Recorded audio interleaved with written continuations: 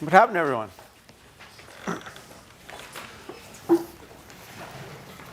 Okay, you all got to get here earlier. I told you guys too. You got to get here earlier. I wasn't kidding when I said pretty soon I'm going to start locking the door at 1:30.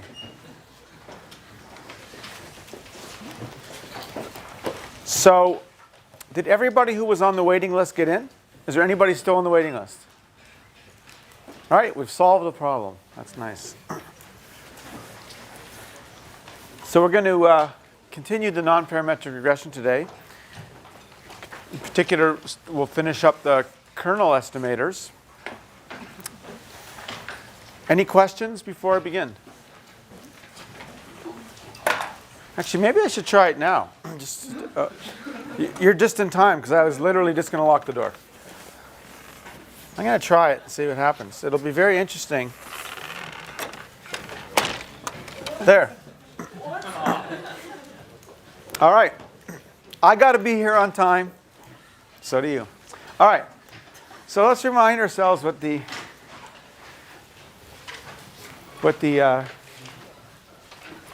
kernel estimator is. So this is the form of the kernel estimator, just the local average of the y's. Remember, if we just call all of this the ith weight, oh, someone's trying to get in.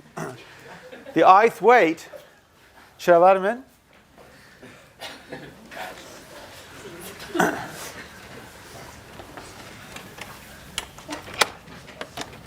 Oh, you got to get here before I'm locking the door from now on at 1:30. I wasn't kidding. All right.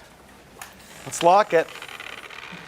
Next, and the next time I'm adding actually an electric charge. So you get a shock.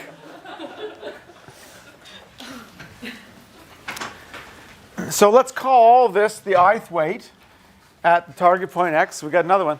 And so the important thing is that it's a linear combination of the y's. Now the linear combination depends on the target point, but it is a linear combination of the y's. So you got to get here before I lock the door from now on. Yeah. There. This is called, in psychology, reinforcement training.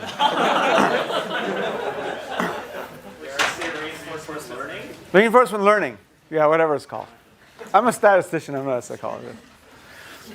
Okay, so it's a linear combination of the y's, right? So that's important. This is going to be a common theme. In fact, here's an interesting thing. This is not in the notes until later, but I want to mention it now.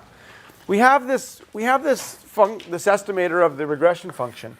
Okay, it is defined, remember, not just at the training data. It's defined at all x's, right? However, it's interesting to examine its behavior at the training point. So suppose these are the training points. Let's look at that. So this is usually called the fitted values, y hat 1 up to y hat n. That just means that the regression estimator evaluated at x1, x2, xn. So let's look at what that is. Remember that the estimator is a linear combination of the data, the y's, but the linear combination depends on what point you're at. That's the kernel. So I'm writing it as an inner product here. We're taking y1 to yn is some linear combination of the y's. That's what gives me m hat of 1. Right? Now, if I look at m hat at 2, so I have to move somewhere else, say 2 here. Of course, I'm changing the weights. So it's a different set of weights. I've shifted the kernel over, but still, it's a linear combination. This row times this column gives me m hat of 2. Okay? So what does that give me? Uh-oh. See, I told you I was going to lock the door at 1:30. Yeah, okay. So in matrix terms, y hat, that's the vector fitted values, is some matrix L times the data. That's the data vector. Does that look familiar? In linear regression, we had this very same equation. We had y hat was equal to the hat matrix times s. This was a projection matrix, right? An idempotent matrix that projected onto a lower subspace. Nonparametric regression has the same form. This is no longer, however, a projection matrix. In fact, it's called a smoothing matrix. But it's a linear smoother. Now, don't confuse, this is important, linear smoothers and linear regression. By a linear smoother, I mean it's a matrix operating on the data.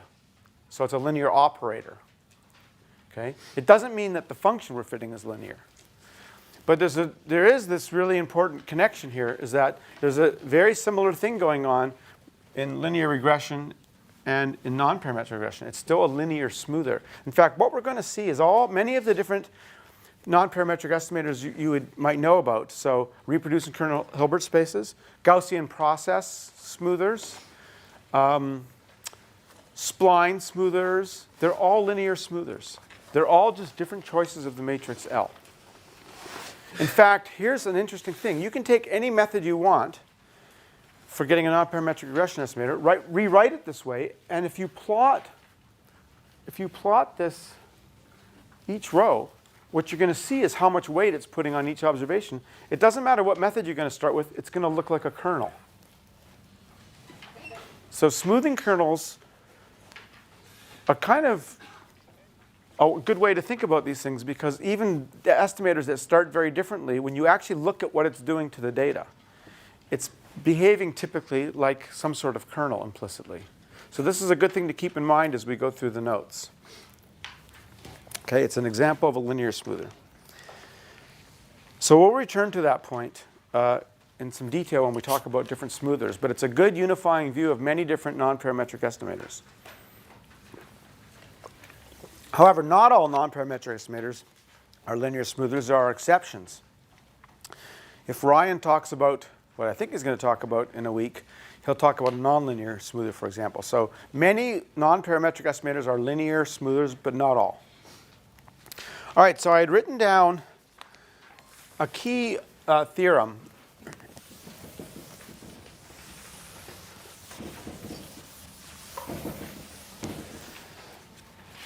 which was the bias variance trade-off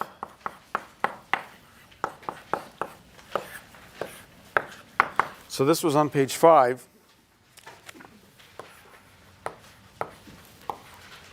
There was this complicated bias term, which, as we saw, had some undesirable features, like boundary bias and design bias. And then there was a variance term, which was 1 over nh times some other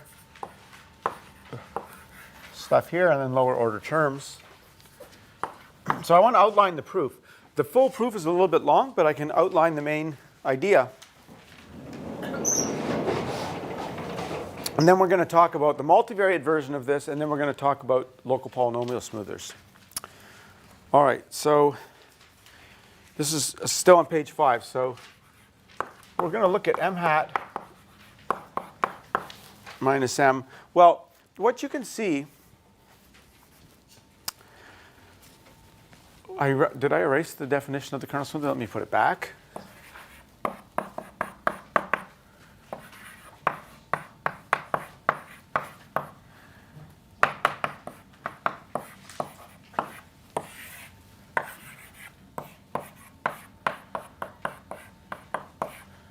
I've got a ratio of two sums. We know that it's easier usually to analyze averages, because averages converge to things. So I'm going to multiply the top and bottom by 1 over n. Okay, it doesn't change anything. And then I'm going to call the top, I think I called it a hat. Yeah, a hat of x. Does the bottom look familiar? Actually, let me also, well, I'll leave it out for now. But it's a kernel density estimator.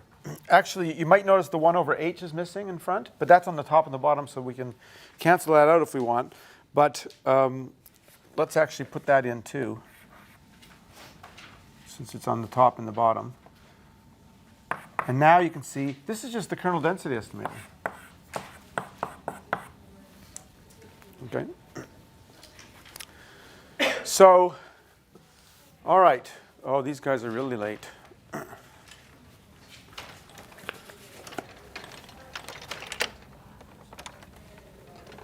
Oh, you're late. I'm late. I'm sorry. All right.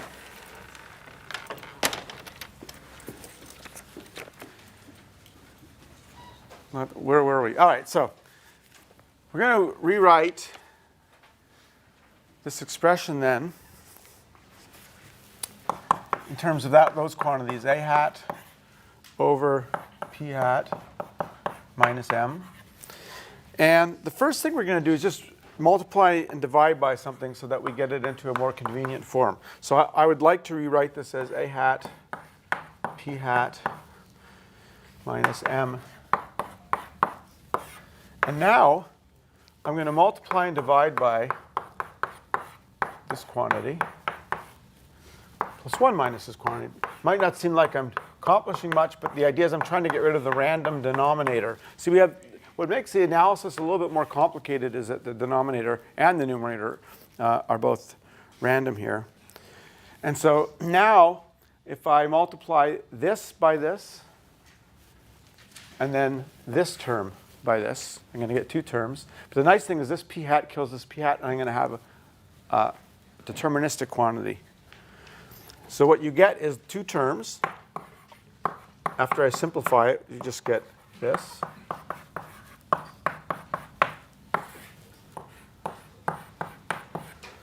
Plus the next term. I've done a little bit of algebraic simplification here.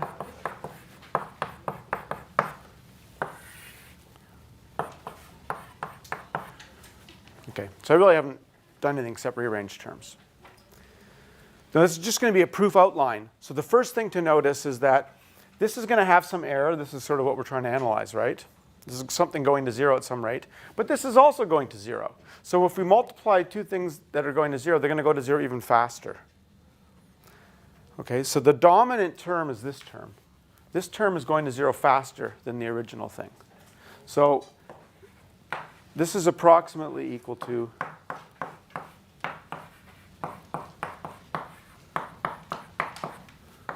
this.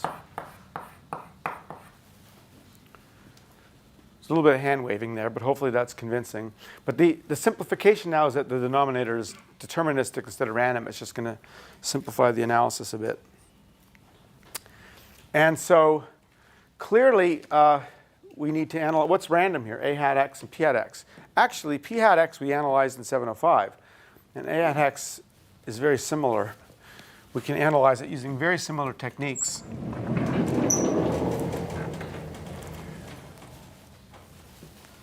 I don't want to, so remember, a hat x is that average. So the expected value of a hat x, well, the expected value of an average is just the same as taking the expected value of any one of them. So that's 1 over h times the expected value of yi, k,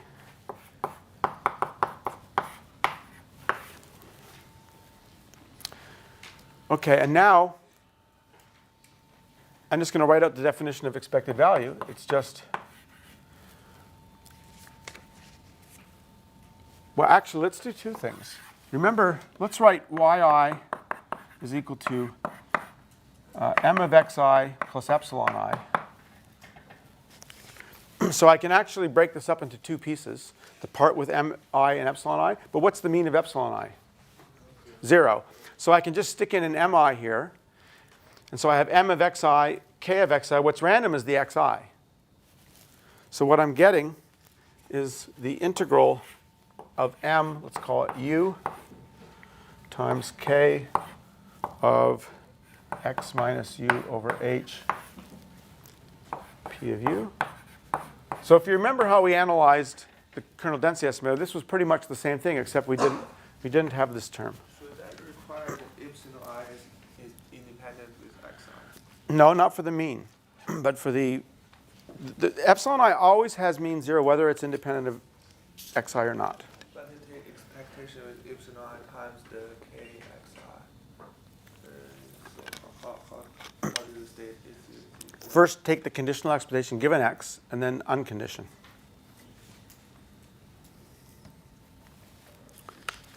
Okay. Do you remember what the trick was when we did this in density estimate? How did we analyze that? How did we put that into a form we could analyze? Change of variables, yeah. So you define, let's say, t equals x minus u over h. The Jacobian kills the h. And so you get m of x plus th, k of t, p of x plus th.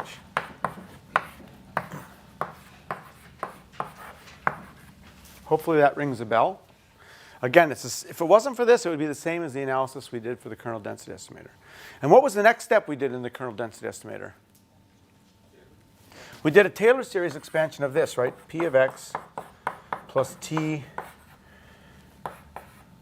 p prime of x plus h squared over 2, p double prime of x.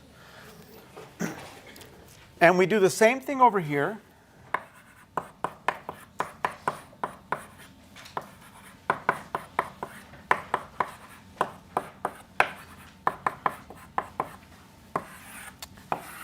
And now, let me just explain what happens. I have 1, 2, 3 terms. I have to multiply them all out so you can see why it's a little bit messy. It's like 9 terms.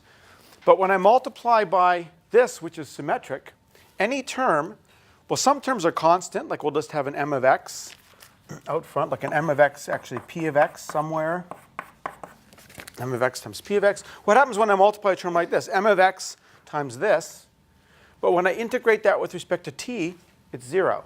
Anything with an odd number of t's, t or t cubed, is 0 because of the symmetry. So you have to multiply them all out, integrate them. All the odd terms are 0. Anything with an h to the 4th is a lower order. And you get the expression at the top of page 6. That's how I got that expression. Then you have to subtract this term.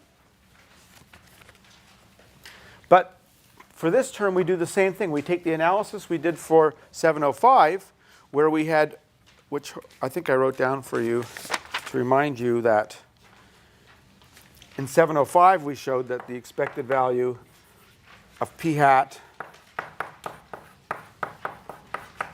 was p of h plus something of order h squared over 2 times p double prime times something I'm calling mu2, which is just the integral of, when you see a mu2 in the notes, it's just the second moment of the kernel. So if I take this times this times this, and I take what I just wrote out and subtract it, it's all just algebra. And that's why the expression, the final expression, ends up being so messy. But the important point I want to get across is now you can see, I wanted you to see where the m prime, why there's a first derivative there, why there's derivatives p prime. Remember we talked about the design bias p prime? I just wanted you to see where it's coming from. It's just coming from Taylor series approximation, multiply it out, integrate it, and we get stuck with all this extra stuff. Okay. So the important thing is the result, but I wanted you to have some sense for where these terms are all coming from.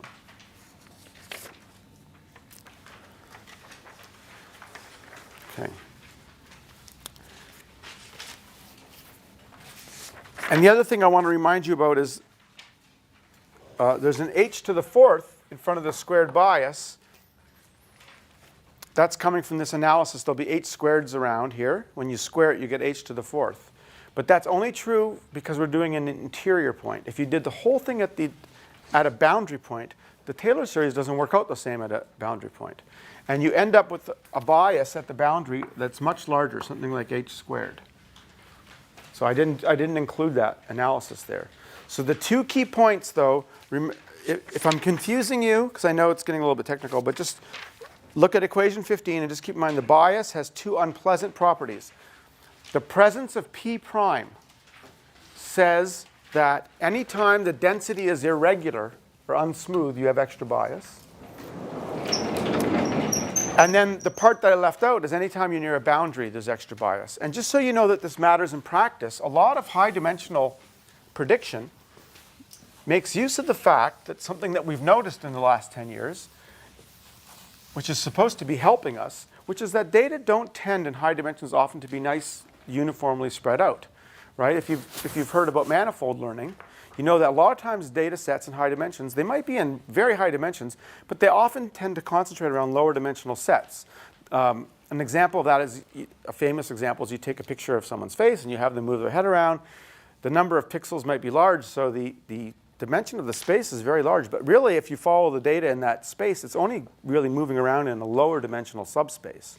It might not be perfectly on a subspace, but the point is that the data, the distribution of the data in high dimensions, we shouldn't think of necessarily as being a nice smooth distribution. It might be something that's living on some really weird low dimensional sets.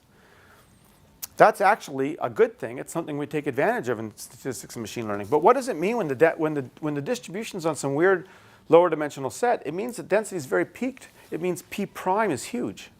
So we're actually incurring a huge bias in our prediction error when it should be helping us. That's why that expression is important. All right, and so I'm going to tell you how to get rid of the bias in a few minutes. Before I do that, let me just say that Theorem 4, everything there was for one dimension. Theorem 4 is the same exact theorem for the d-dimensional case. I see a typo, though, that in Theorem 4, it should say the expected value of m hat minus m should be squared. I forgot to put the square. But that, you see, it's the same thing. You'll see there's a bias term, there's a variance term. It's just that now there's gradients instead of derivatives and stuff like that. And the proof is the same. It's just to use multivariate Taylor series instead of regular Taylor series. This is a nice example, I think, of how doing an analysis of some sort of learning algorithm gives you insight that you wouldn't naturally guess ahead of time. So how does the dimension come into the picture? So if we look at the dimension, let's look at the higher dimensional thing. What we see is that the bias is of order h to the fourth. So an interesting thing about the bias is never affected by dimension. But the variance term, I'm going to ignore constants here. So the variance term we saw in one dimension was 1 over n to the h. But if you look at the theorem here, it may be a little bit hard to parse, but in d dimensions it's this. That's where the dimension comes in the variance term. It's the variance that increases with dimension, not the bias. There's a bunch of, I've left out all those complicated, constants now. Does the design bias change too? Well, it involves the gradient of p instead of, so it'll depend how that density varies. So actually, we can ask now, what is the optimal bandwidth? Well, if we minimize that, you're going to get h to be of order, let's just write it like this, 1 over n to the 1 over 4 plus d. If I plug that back into the mean squared error, we're going to see that the mean squared error is of order 1 over n to the 4 over 4 plus d. So there's the cursive dimensionality going on. More generally, by the way, I kind of snuck some assumptions in there. There was second derivatives all over the place. So what kind of smoothness was I assuming? I was assuming second derivative smoothness. If I had redone the analysis assuming not just 2 derivatives, but suppose you assume there's 17 derivatives or something like that, you're going to get a different answer. You're going to always get what's going to start to look familiar to you is a rate like this, where beta you can think of as the Holder or Sobolev smoothness, but roughly speaking, it's how many derivatives, smooth derivatives we're assuming exist. So the typical case people do is beta equals to 2. That's the usual, for some reason, the most common case people work with, which would give us the 4 over 4 plus d. So there's two different things going on. There's the cursive dimensionality for sure. You can see the d there. We'll deal with that later to the degree that we can. But there's this extra thing nobody talks about, which is this design bias and boundary bias, which tends to get somewhat overlooked. That's not affecting the rate. It's affecting the constants. But it can actually matter a lot in practice. Okay? We haven't talked about the practical aspects of how to choose the bandwidth yet and so on. This is still just kind of an analysis of the basics of the kernel predictor. Okay, so before I go on, any questions then about the kernel predictor? Okay, the nice thing about it is I hope it's intuitive, right? You want to predict at a point, you're just taking a local average. In fact, computationally, that has advantages too. You can do lazy prediction. I don't ever have to compute this predictor. When you go to predict at a particular point, I just need to take the points nearby and take an average of those points. You don't need to store the whole predictor. And we have these results about the mean squared error, the bias, the variance, optimal bandwidth, optimal rate, and so on. And we're going to see later on in the course, when we do minimax analysis, that this is the minimax rate under the assumption of two smooth derivatives. If you assume m double prime exists in a smooth, you can't beat this rate. We're only going to try to improve the practical aspects now, not the rate. Okay? And we'll prove something about the minimaxity later on. All right, but let's now move on then to, is there a simple way to get a slightly better behaved estimator that still has this nice feature of being simple and based on the idea of local smoothing? So just to go back a bit, when people noticed these properties, there was quite a bit of research on how do we get rid of design bias, how do we get rid of boundary bias. People constructed some fairly complicated things until finally it was realized there's actually a very simple way to fix this. To see what that is, let's revisit where the kernel density, the kernel regression estimator even comes from in the first place. If I want to predict right here, say, give me a prediction right there. One way to think about it is we're just minimizing some sort of prediction error. If I asked you, well, suppose you had to pick a constant to do predictions no matter what x you were at, then what you might do is you might look at the error, the training error. I'll just leave that like that. Find a constant c which minimizes this. So what's the answer if I do that? Y bar. That would be the best predictor in some sense, but obviously that's constant over the whole range. If I want to localize it, if I want to say, no, I'm allowed to try to get a predictor that's specific to that local region, then you can think of kernelizing or putting a smoothing kernel that puts high weight at points where you're trying to predict.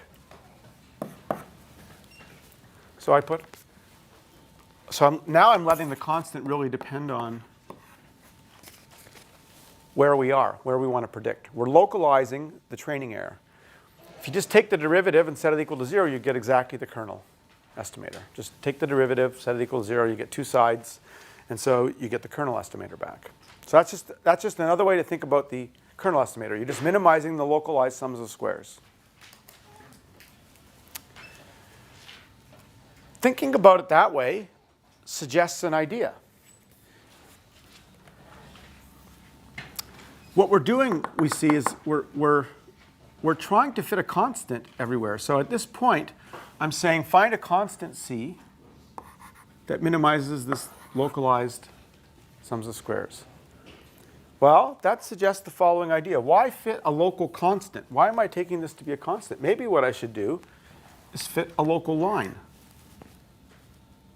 Or a local quadratic, whatever, a local polynomial. And that's what a local polynomial estimator is. So what we're going to do is instead of minimizing this, I'm going to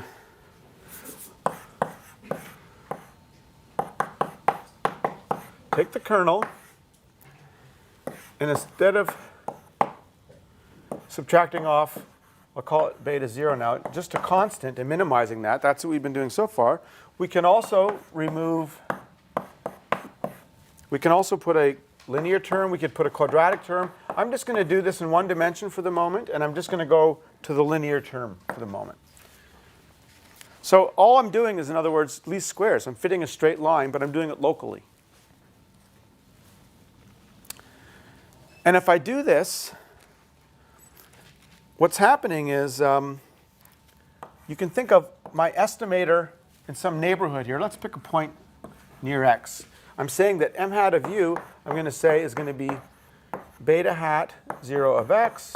Well, the way I've parameterized the line is that it's centered around x. So this is beta 1 hat of x times u minus x. That's just the equation for this line in a neighborhood u, for points u in a neighborhood of x. Okay, I'm just going to get out a line instead of a number.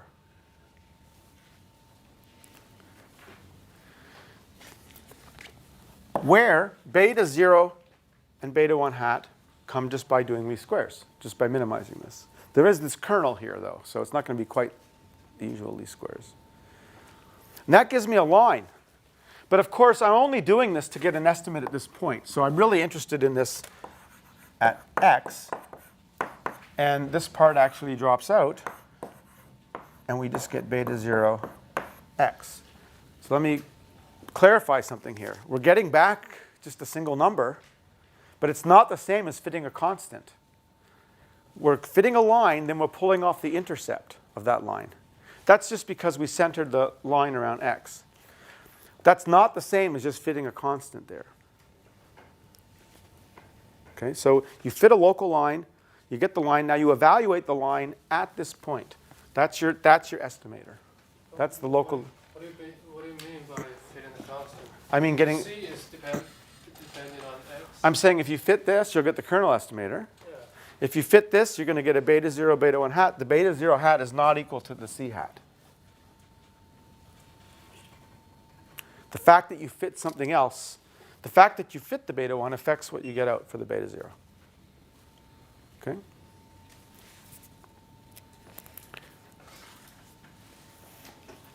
But intuitively, it's just we're fitting a line, a local line, and we're taking the line at that point. And the amazing thing about this is this removes both the design bias and the boundary bias automatically.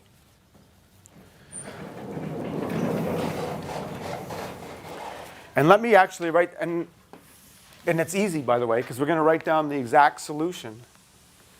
Let me write down what the estimator is.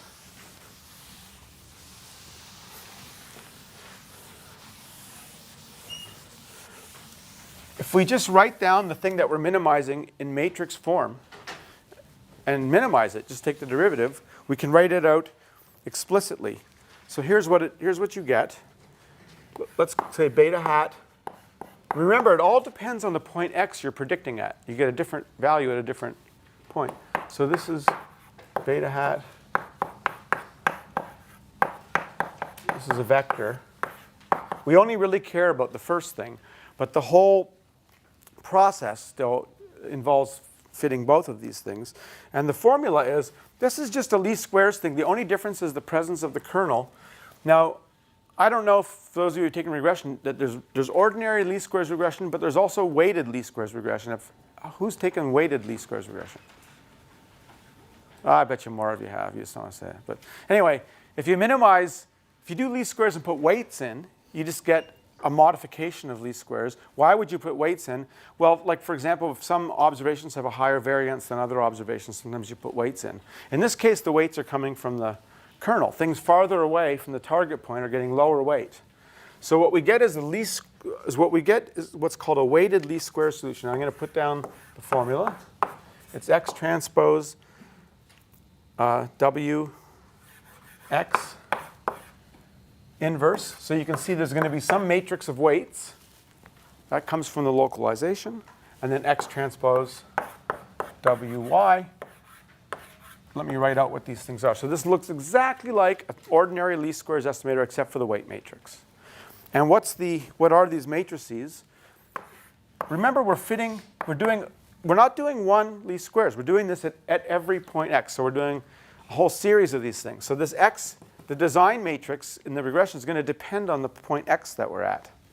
Okay, so it's going to be 1, 1, 1, 1, 1, 1 for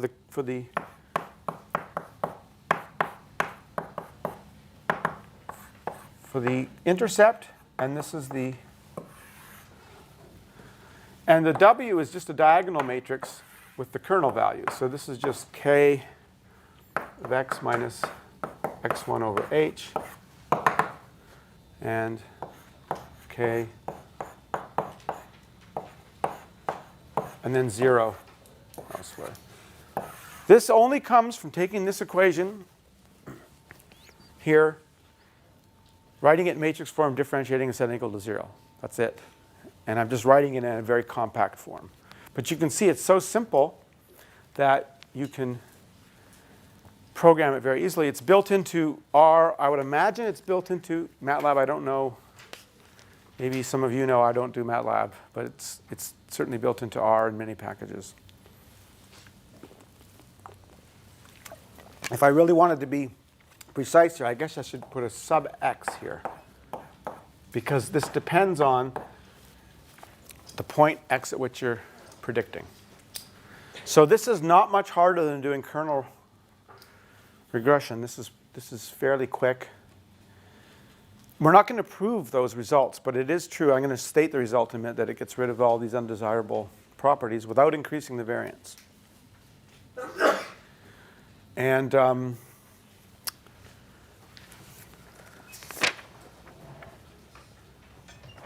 remember, after you've done this, your estimate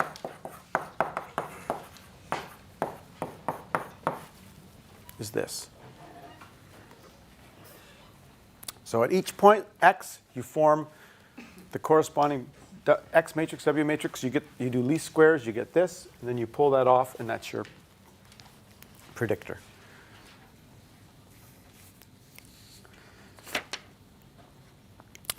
Okay, there's a multivariate version. I guess I didn't write it down. Now, let me just state the key theorem, which we won't prove because it's quite involved. I should give you a reference. So there's a book called, I'm going to guess, Local Polynomial Estimation by Fan and this is a statistical approximation to the name. I don't know how to pronounce it. I don't know how to pronounce that name. I certainly don't know how to spell it. And I even asked Fan, how do you pronounce her name? He said, I don't know. His own co-author, he didn't know. But it's a very nice book. It has all the theory about local polynomial estimation. But the key is this. The local linear estimator has, here's the risk. And I already see a typo. No, well, I wrote it down actually in quite a bit of generality. I'm going to write, I allowed in the result that instead of picking a specific bandwidth, that you could have a whole matrix, capital H, of bandwidths. But nobody does that in practice. So let me write down what the result really looks like. It's this and times some constants. And then it's 1 over n h to the d, sigma of x over p of x, and some constants. So we see the same rate. This is the variance of y given x. And this is the density does appear in the variance, which is natural, because if the density is low, you don't have much data there, you'd expect the variance to be high.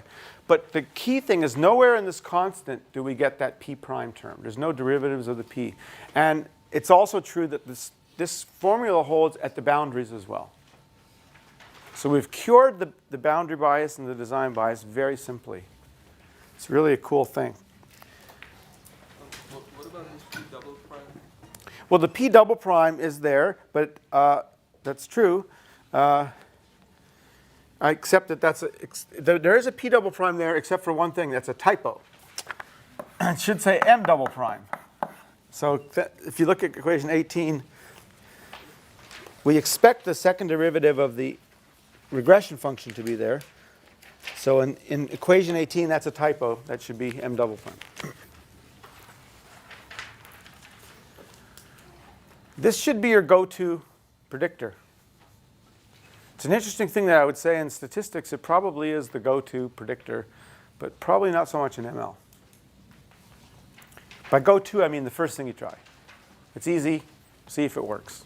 What's the intuitive explanation of design bias and boundary? Well, you know the reason for the design bias. It came from the proof, right? What's the word design mean? Oh, why is it called design? The arrangement of the x's is sometimes called the design. So that's why we call the p prime of x design bias. It's probably not a good, maybe that's not a good term for it, but that's what it's called. And the intuitive explanation for the, by the way, for the boundary bias is this. Suppose you have data that looks like this. You're putting a kernel here, you're putting a kernel here, but what happens when you have data here? You're putting a kernel here, it's getting chopped off. You're losing the symmetry of the kernel at the boundaries. That's the intuitive explanation of the boundary bias. You can see this yourself. If you do a nice, just simulate some data that look like this. And if this is a good exercise to do. Then if this was a more applied class, I would tell you to do this. Fit a kernel estimator, you're going to get this. But if you fit a local linear estimator, you're going to get this. You will actually see the difference.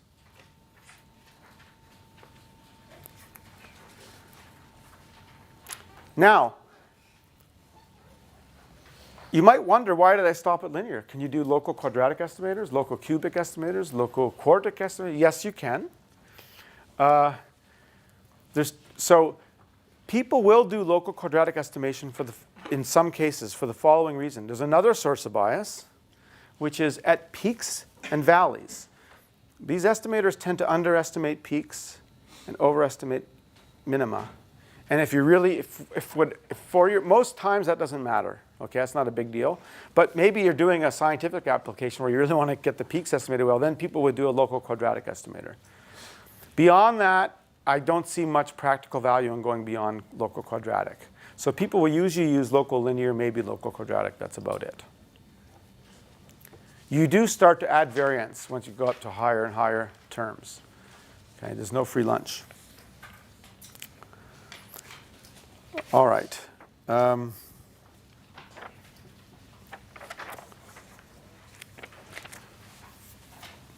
So that's that one. Oh, and by the way, despite how we derived it, what do we have here?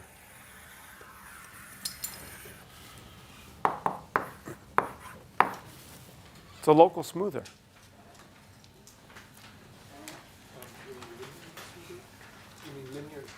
What did I say? Local. Sorry, linear, thank you. It's another example of a linear smoother. It's just a different smoothing matrix. Any questions then about local polynomial predictors?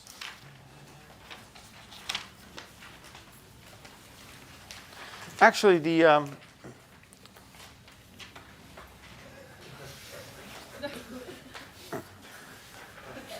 think that's just like a random guy in the hallway. So there was. Did any of you know Andrew Moore? Well, you should know Andrew Moore. What am I talking about? He's the dean now. I forgot that he wasn't at Google anymore. Andrew was a very early adopter in machine learning, actually, of local linear predictors. So there is precedent in machine learning for doing local linear prediction. All right. Section 6 just repeats what I already explained, which is that what a linear smoother is and that many things are linear smoothers. I've already explained this to you.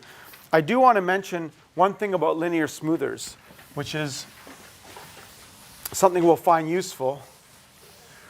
Let's write down the equation again. Remember, linear regression is, you're going to have to, unlock yourself. Okay. Imagine if there was a fire and everybody got trapped in here because I locked the door, I'd be in big trouble. Linear regression, remember, looked like this. The predicted values are the hat matrix times y. Does anybody remember if I take the trace of the hat matrix, what I get? P plus 1. P plus 1. Right, the number, basically, let's call it D, the number of parameters we're estimating, the number of predictors. It's a measure of the complexity of the linear regression estimator. If you're fitting 10 regressors, you're going to get 10. So you'll see people, when we're doing linear smoothing, they'll take the trace of this matrix, and they'll call this the effective degrees of freedom.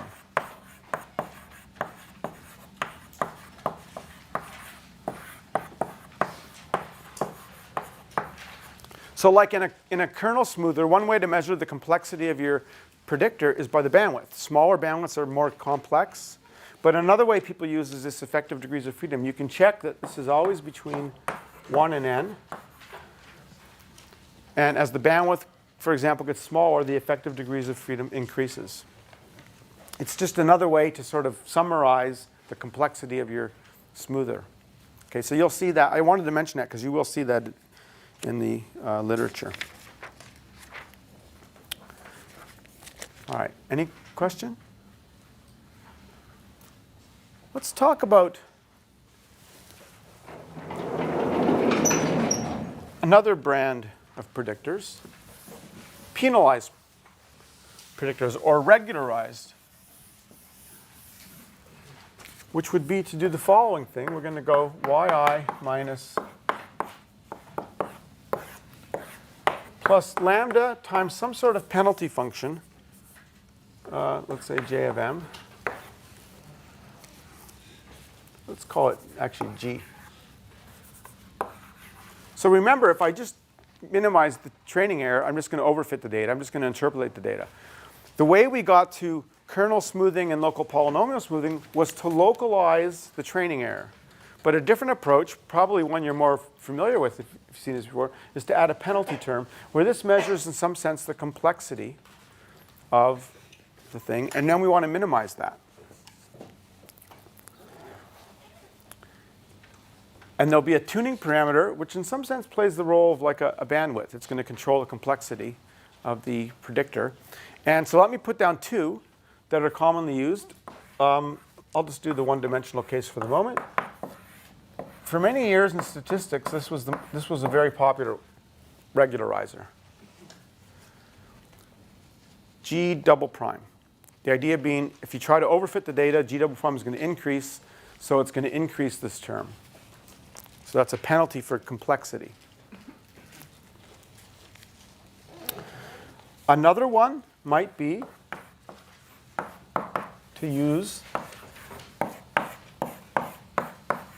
a reproducing kernel Hilbert space norm. That's reproducing kernel Hilbert space regression. Is G an arbitrary function here? Yeah, this is an arbitrary function. I'm going to minimize this over all G's. As you proved in the homework, that's a doable minimization.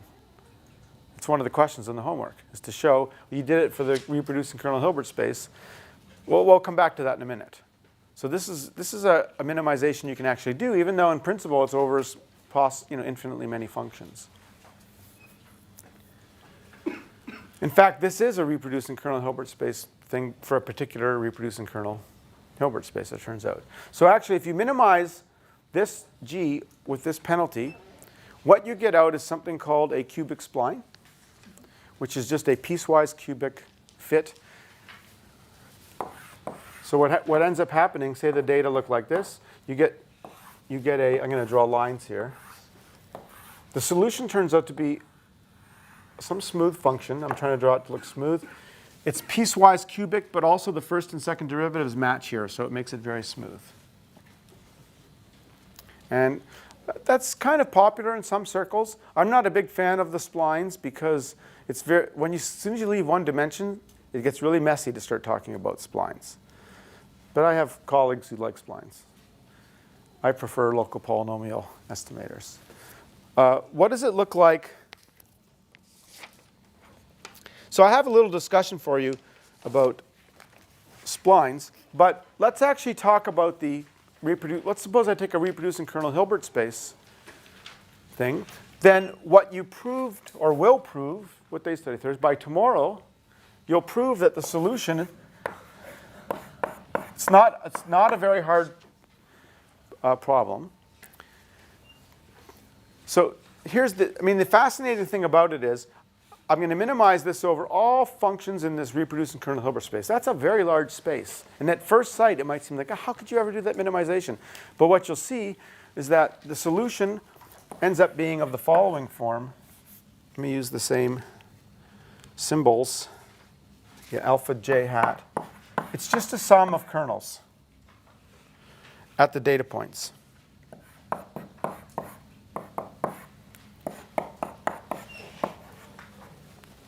That's the solution.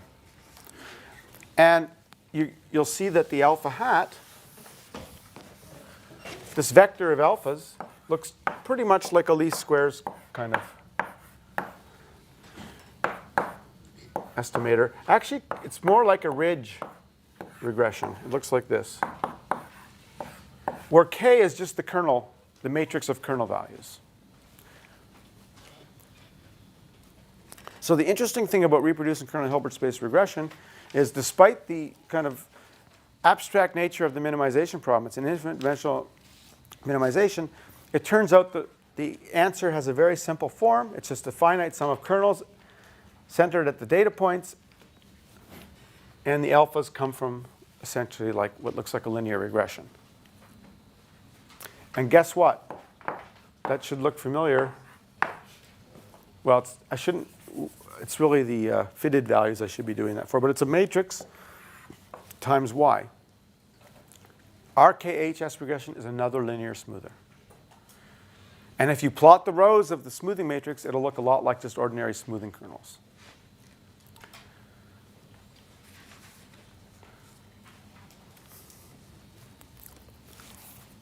So you can see there's a theme here, is that there's many different approaches to doing nonparametric prediction, but all roads lead to, well, not all roads, many roads lead to linear smoothers, and they're just different flavors of linear smoothers. Now, I'll tell you, I have a preference for local polynomial or smoothing kernel regression, but I know in the ML literature, reproducing kernel Hilbert space regression is probably more popular. Let me just, do whatever you want. You can use whatever methods you like, but I'll tell you why I think the RKHS approach has some disadvantages. So first of all, there's actually two parameters to pick. You have to pick this lambda, but the kernel, you have to pick a kernel, and people usually pick a Gaussian kernel is the most common choice.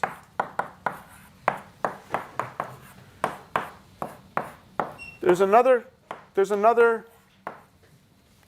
parameter to pick. And the literature is fairly silent about how to pick both parameters and how they interact with each other. So it seems to me a little bit more difficult. Okay? It's not so easy to derive the bias and variance and all those properties of an RKHS estimator. It depends on the spectrum of these operators and all that stuff. It's much more complicated. But also, I think it's harder to understand what it's doing. To me, a kernel smoothing estimator is very simple. If I want to predict here, I take an average of the points around me. Averages are simple. If I say, no, I'm going to do this minimization subject to some constraint that a function lies in a reproducing kernel Hilbert space, it's a little bit hard intuitively to picture what it's doing. I think it's just harder to get a grasp of what that estimator is, at least for me. And then there's things like boundary bias, design bias. Nobody talks about that for RKH estimators, but it's there, and it's not obvious how to fix it. So, personally, I'm maybe have a very strong statistical bias here, but I find the kernel smoothers or local polynomial are easier to understand, easier to deal with. But in the end, frankly, there's probably not a lot of difference between these different methods because they all involve a tuning parameter that trades off bias and variance. And the really important thing is that you do that well. We'll talk about that when we talk about cross-validation. So if I use a local polynomial smoother and you use a reproducing kernel Hilbert space smoother, but we both carefully choose our tuning parameters, probably we're going to make pretty similar predictions. So in some sense, it's going to be, to some degree, a matter of taste and a matter of what's convenient for the problem that you're dealing with. What about combining them together? Add a penalty and a local polynomial estimate. You could do a localization and a penalty. That's an interesting idea. I've never thought of that. I'm not sure if there's any advantages to that, but that's an interesting idea.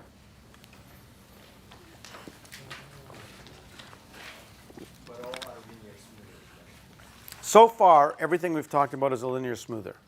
There are nonlinear smoothers. So just to give you a couple of examples, there are things called wavelet smoothers. These are nonlinear. There are things called trend filtering smoothers. These are nonlinear. So there do exist nonlinear smoothers. I don't want to give you the impression that they're all linear smoothers. Yeah. The most commonly used ones are linear. Yeah. So with linear smoothers, what exactly does the linearity specify? Because we only tested at the training points. Right? Yeah, it just refers to the fact that you can think of the smoother as a linear operator acting on the data. But only when we're predicting what it is. When you're predicting, right. That's correct. Yeah. All right. Any other questions? So section 8, I'm going to skip. It's just yet another thing.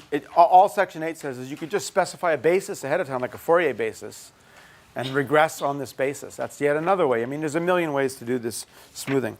I want to talk instead about cross-validation now, which is really important to all these methods.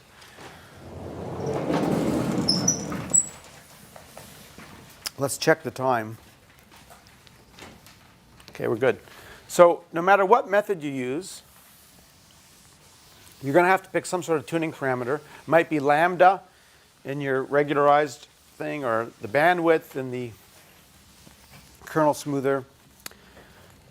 And what we're going to do, of course, is try to choose that to balance the bias and the variance somehow. What we're interested in, I'm going to write it as a function of h. Let's assume we're doing kernel smoothing, and so there's a bandwidth h. You can put in any other tuning parameter there. And we'd kind of like to minimize some form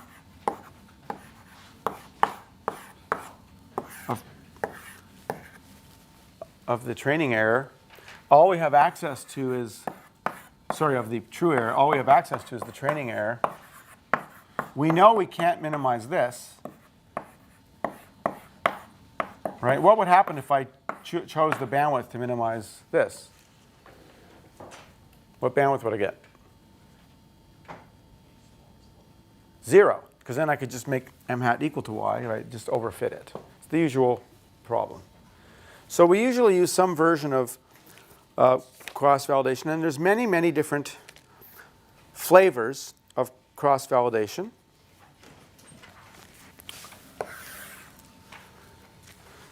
So one of the most common ones is leave one out, which looks like this.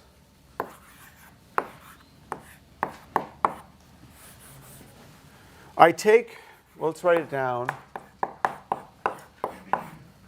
To try to get rid of the bias from overfitting, I'm sure you've seen this before, I take out this pair xi, yi. And then I get my predictor, whatever predictor you're using. So I'll call that m hat sub minus I. And then we compare that to yi. All right, that's the usual leave one out measure of risk. Probably one of the more common methods. Here's a cool thing about all linear smoothers. You can compute this without ever having to leave one out. This is equal to, this is not an approximation, this is equal to 1 over yi minus the original fit divided by 1 minus, and that's the II term in the smoothing matrix.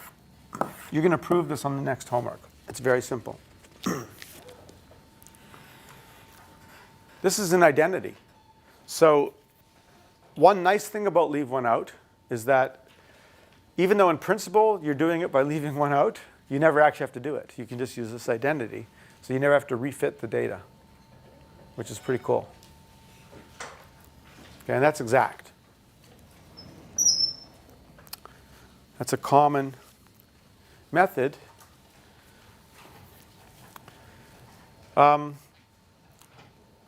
So what you're going to do is get now an estimated risk and choose the h, let's say h hat, which minimizes that. I actually don't know a lot of good theory for leave one out cross-validation, I have to say. This is an almost unbiased estimator of this, of the true risk. But the problem is they're all very highly correlated. So this is a high variance estimator of the risk. But it is easy and it is convenient. And certainly, I'm sure it's true in MATLAB too, but I know in R, most of the packages that do nonparametric regression, this will automatically do some version of cross-validation. Now there is an approximation to leave one out that simplifies things even further. What are these LIs? Remember, these are the diagonal things in that smoothing matrix, right? Suppose instead of putting L11, L22, I just take the average of these values. So I'm just going to take the average, and every time I see an LI, I'm just going to replace it with the average. Let's just suppose I do that. So what is the average? Well, what is this, actually? That's the trace. We called the trace the effective degrees of freedom, nu. What that does is I can now bring that out front. So now I have 1 over n. It doesn't depend on I anymore. So I'm going to get 1 minus nu. This is the Greek letter nu. I'm not writing it very well. And times the training error.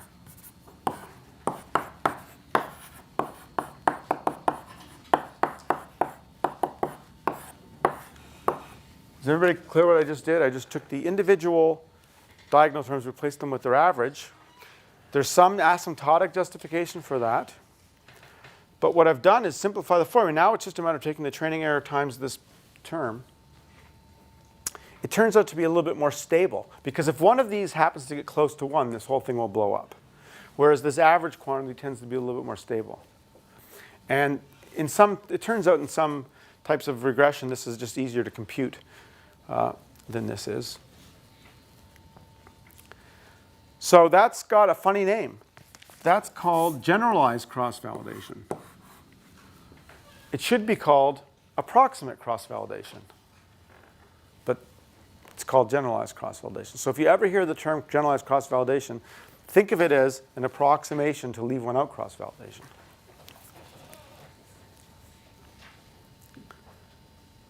So when you run software, sometimes it'll spit out for you cross-validation. You better check which type it is. It might be leave one out cross-validation. It might be generalized cross-validation. And there's yet another version, okay, which is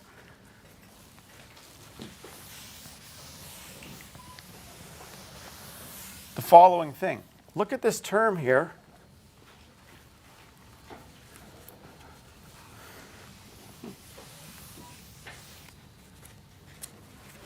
That's something like this.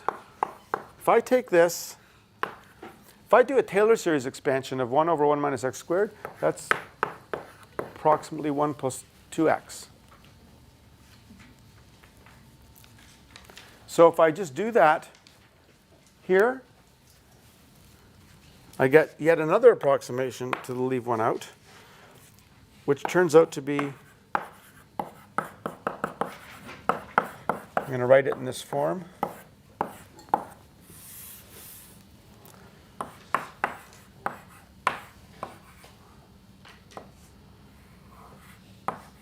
Where sigma squared, oddly enough, is just, again, the training error.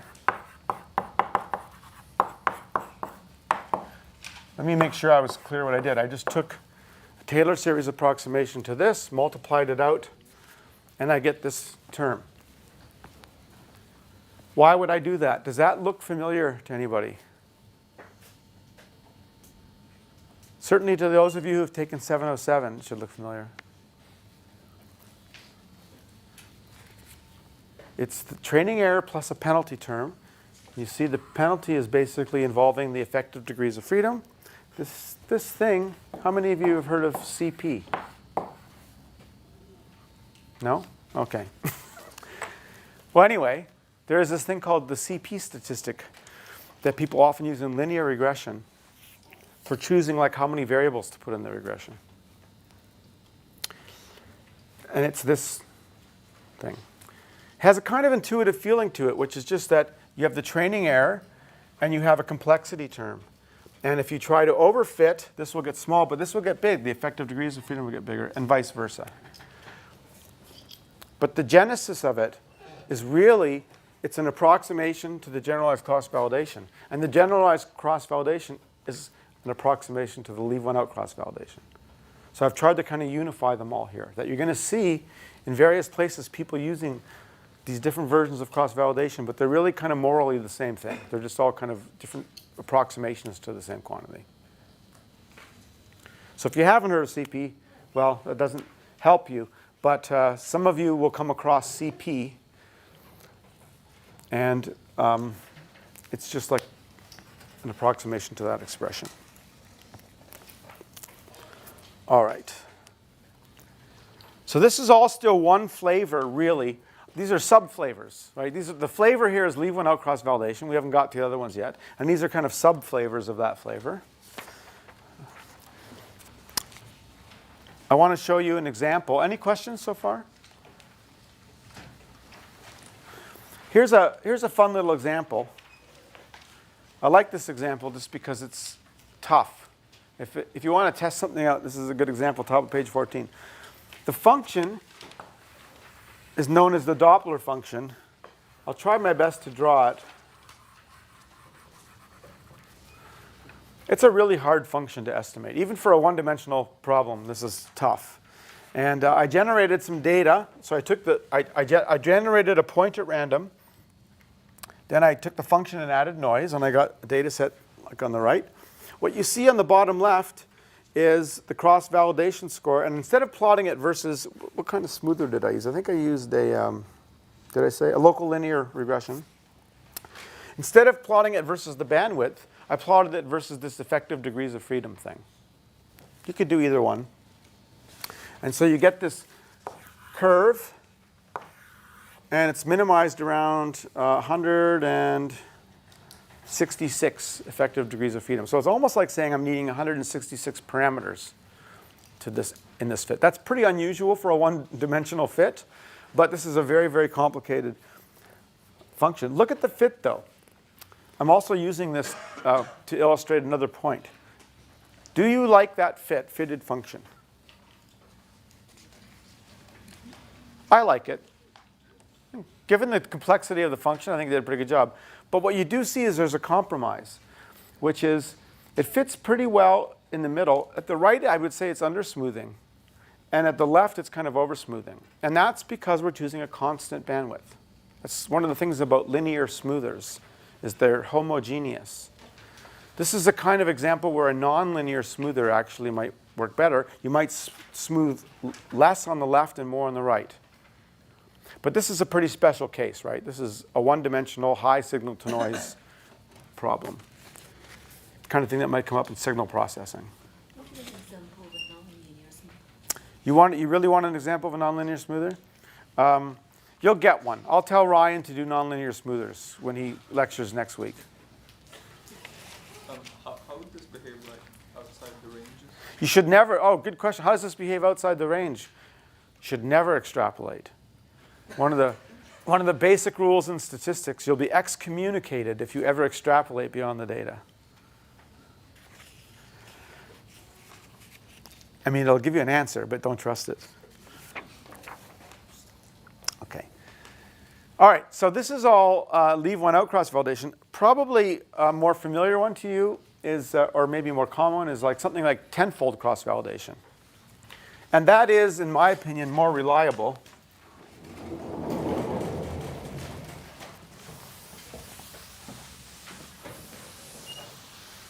Just to remind you how that works,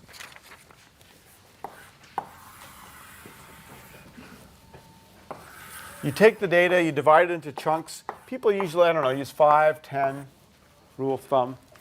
And you take one chunk at a time. So you would leave out this chunk. You would fit your predictor. And now just get the prediction error on the chunk you left out and do that for each chunk. I'm sure you've all seen some version of this before.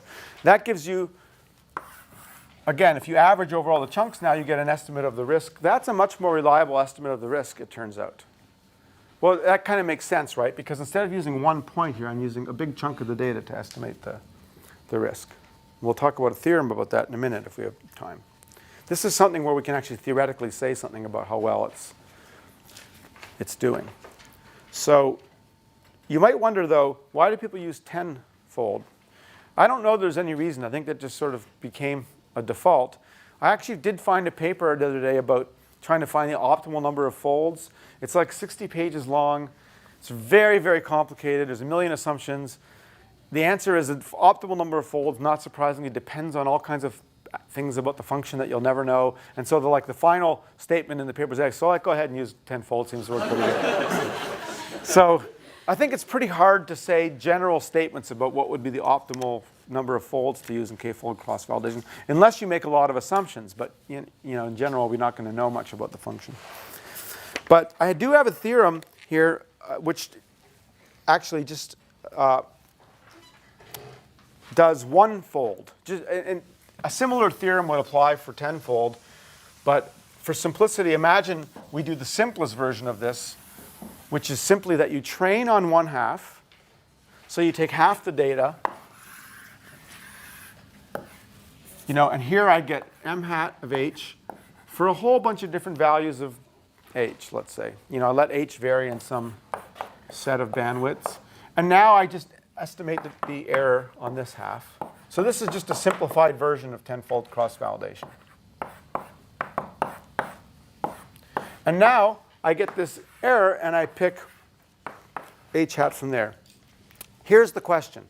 How close do I come to the best bandwidth? There is some h which minimizes the prediction error. We just don't know what it is. This theorem here, theorem 11, says that the final estimator, I'll write it like this, actually.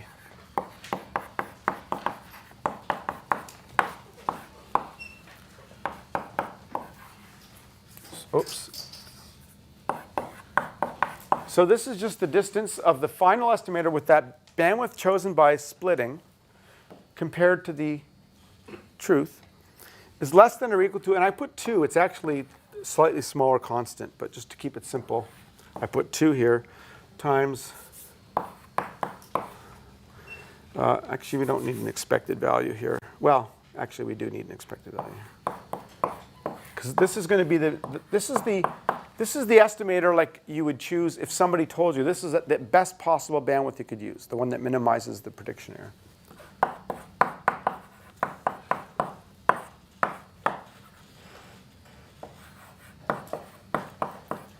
And again, this constant can be made closer to 1. But what I want to get across here is 2 things.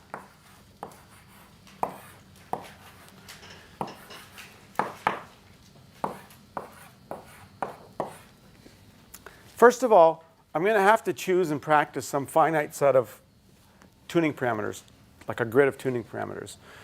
Luckily, that only comes in logarithmically, the size of that set. So that doesn't have a big effect on the error. What's really, really important about this is the hard part. This is n. What you're seeing here is the price you pay for doing cross-validation. The price for not knowing the best bandwidth. The price for estimating the risk is of order 1 over n. That's really important because that's smaller than 1 over n to the 2 beta over 2 beta plus d. Which is that's the statistical risk we're paying for trying to solve the statistics problem, the prediction problem. If this was of bigger order than that, that would tell you that trying to choose the tuning parameter is screwing up the whole problem. It's the dominant part of the problem. This result says it's not. It's of smaller order. It's very important. And here's a really interesting thing. When we do classification, it's not 1 over n. It's going to be 1 over root n. Regression is special. It's because of the quadratic loss function. So the expectation was over the randomness in the training data? Right. What do you compare of this? This is the loss of what kind of I mean that do you compete how you compare this one? Why you said? Oh, this is the best estimator in your class. We're trying to get as close as we can to the error of your best classifier. And I should have written this, by the way. This is actually 1 plus delta. And there's a constant here that depends on delta. It would have been clearer, probably. So in this problem, we mean that there is only possible like finite number of h that we Yeah, you can extend it actually to infinitely many, but it just changes the proof technique. But it doesn't matter because that's a smaller term. The key thing is the n. But it's infinite, the right term actually. Oh, and then you have to do different proof. Yeah, but it'll still be finite. That's not the bottleneck here. This is actually a remarkable result. Now, I didn't include the proof because it does use tools we've used, concentration and measure. But the proof, it's very long. It's a very, very long proof. Actually, let me give you a reference, if I can remember. I think I've referred to this. I think it's at the end of the notes, actually. Yes, the very last page, there's the first book, Gyorfi, Kohler, Kryzak, and Walk. The proof's in that book. Okay, and if you want to look at it, it's a Springer book, and on CMU you get Springer books for the PDFs for free now. So it's a great book. It's got so much stuff about the theory of regression in there. If you're interested in that stuff, it's a great book to download, and you'll see this theorem in there. But if you go through the proof, you'll see the proof it's long. It's not so difficult, but there is some concentration stuff. But we've done that stuff, so it's all stuff that, in some sense, is within the scope of the course. But the takeaway message is we're lucky. Cross-validation works.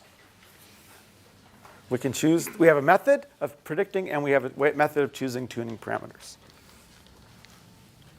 Okay.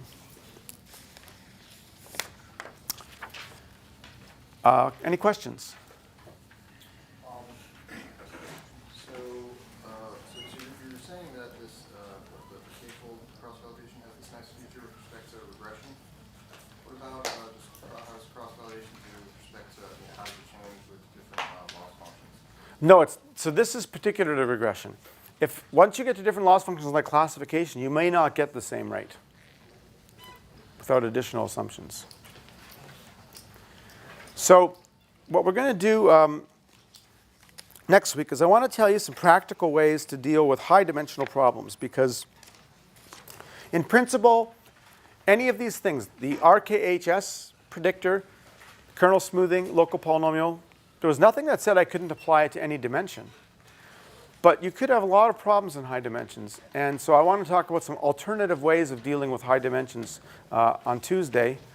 Then probably we'll start non-parametric classification. I'll put up some notes about that. And then, as I said, on Thursday, there'll be a guest lecture by Ryan Tibshirani. Any last questions? Oh, yeah. Should we have started doing stuff for the project? Yes, good question. The project. I think you have a project proposal due in 2 weeks, maybe? So should you have started? Yes. You should be thinking about what you want to do. Don't leave it. I know everybody ignores that advice. I do too. But don't leave it to the last minute, really. It's just what you should be doing is thinking about what possible topics might you be interested in and start looking around for papers, okay?